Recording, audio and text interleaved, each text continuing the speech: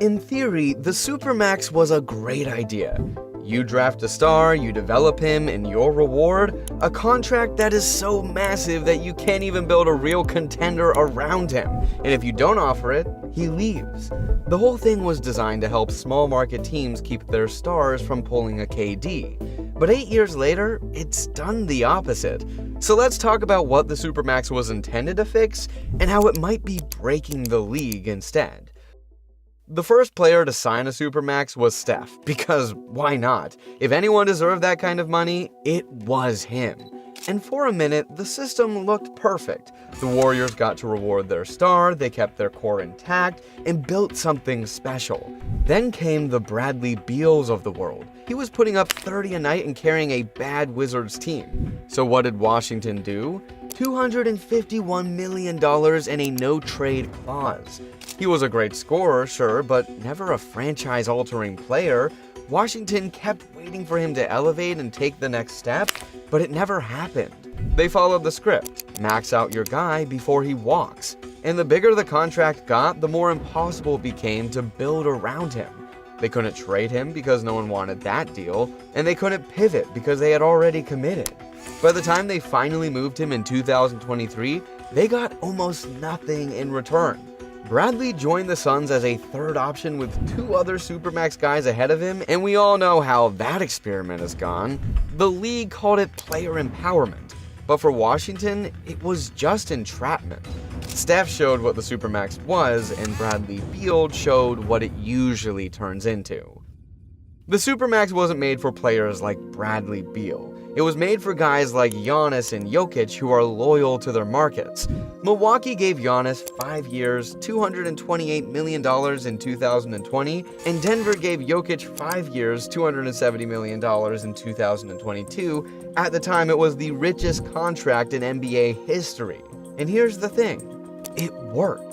Giannis gave Milwaukee its first ring in 50 years, and Jokic made Denver a dynasty threat and redefined how a big man runs an offense. But here's what nobody wants to admit. It worked because these guys are outliers. Not every Supermax deal is going to turn out like this. They're the kind of players who would have probably stayed regardless, but that's the uncomfortable truth. The Supermax only works when you give it to a generational star who's fully bought into the organization. Someone who wins, stays healthy, and also makes everyone around him better. How many of those guys exist? 5? Maybe?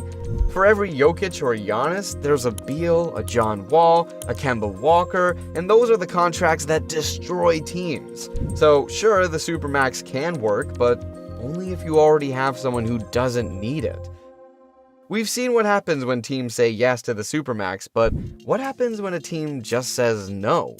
That's what happened with Kemba Walker. In 2019, he earned his first career All-NBA selection, and with it, the chance at a massive payday. The Hornets now had to decide, give Kemba the Supermax and pay him nearly $80 million more to stay, or let him walk. They passed. Kemba walked and went on to sign with Boston, and just 2 years later, he was basically out of the league. And here's the sick twist. Charlotte still didn't win. They avoided the Supermax disaster, yes, but lost their only star for absolutely nothing. They played it safe and still lost. Now let's talk about one of the most diabolical contracts of all time, Rudy Gobert. He was never that guy. Sure, he has won Defensive Player of the Year. Sure, he's put up stats, but nobody, and I mean nobody, thought Rudy Gobert was elite, and yet he got the Supermax. In 2020, the Jazz gave him $205 million, one of the biggest contracts in league history at the time because technically he was eligible because technically he was elite. But that's the trap. The Supermax doesn't ask if your guy can win you a title, it asks if he made All-NBA or if he met the criteria. It rewards a resume, not reality. And Gobert, he got cooked in the playoffs every year to the point where he was unplayable at times. Utah did everything they could to make it work, but hit a wall. So they blew it up, and here came Minnesota. Here's the thing with Rudy Gobert. He never had a post-game, he couldn't punish small ball, and he seemingly never got any better. But the system doesn't care. The Supermax said yes, because the numbers said so. We've seen the good, the bad, and what happens when teams try to avoid it altogether, but here's the truth the league doesn't want to admit. The entire system is broken. No matter what path the team takes, either offer the deal or walk away, the outcome is almost always the same, and that's hard to fix. When the NBA introduced the Supermax, the goal was simple. Help small market teams keep their stars. That was the whole point. You draft a guy, develop him, and watch him turn into an all-NBA talent. Then, instead of losing him to a bigger market, which we see far too often, you get to offer him more money than anyone else. It sounded fair, but here's what actually happened. It turned into a lose-lose situation for small market teams. If your guy becomes eligible for the Supermax, you only get two choices. Give him $250 million or watch him walk. And that's not really a choice at all, because no GM wants to be the one who lets a superstar leave for nothing. So teams pay it even when they're not sure he's worth it, even when they know it's going to hurt them long term. Because if they don't, they'd never hear the end of it from the fan base and the media. And then what? You're the team that lost a star and didn't get anything back? That's how you end up like Charlotte. So now front offices are stuck. They either overpay and hope it works, or pass and hit the reset button. Neither option feels good, and neither one guarantees anything. The Wizards paid Bradley Beal and spent the next 2 years looking for an exit strategy. The Wolves gave Karl Anthony Towns everything, then they turned the team over to Anthony Edwards. Even some of the teams that did the right thing still regretted it. Giannis signed his deal and still told the Bucks he might leave, and like it or not, that's the new normal. The Supermax didn't fix the problem, it made it more expensive, and now teams aren't just scared of losing their stars, they're scared of keeping them. There was a time when teams actually had leverage, not the players. Crazy, right? You would draft a star, and if he turned out to be amazing, you had years to build around him. He couldn't leave easily, and even if he wanted to, the team held the rights. It wasn't always fair to the players, but the system clearly favored the franchise. Look at Tim Duncan in San Antonio, Kobe in LA, Reggie Miller in Indiana. Those guys didn't just stay because they loved the city, they stayed because that's how the league worked. Back then, the biggest fear wasn't losing a player, it was not being able to win with him. Now, GMs are absolutely terrified that success will make their guy too valuable to keep, and he ends up in LA, Boston, or Miami. Once a player hits All-NBA status, everything changes. Suddenly your timeline isn't based on player development, it's based on a ticking financial clock that you can't escape. You don't get a few extra years to build a roster, you literally get one off-season before the player's agent starts asking hard questions. If they want out, they'll get out. At least that's what it feels like. And if they don't like where the franchise is heading, they'll just tweet about it or trash their own team on a podcast. The NBA didn't just shift to player empowerment, it sprinted there. And the Supermax became just another tool, not to keep stars, but to give them more leverage.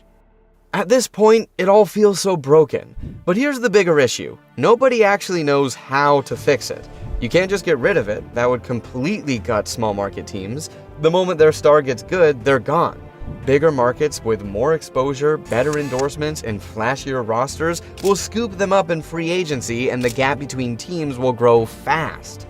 But if you keep the Supermax exactly as it is, you're just asking teams to keep making the same mistake, locking themselves into 5-year, $250 million bets hoping the player stays healthy and turns into a top 5 player in the league. It's wish casting. So what's the alternative? Lower the value of the Supermax? Add more trade restrictions?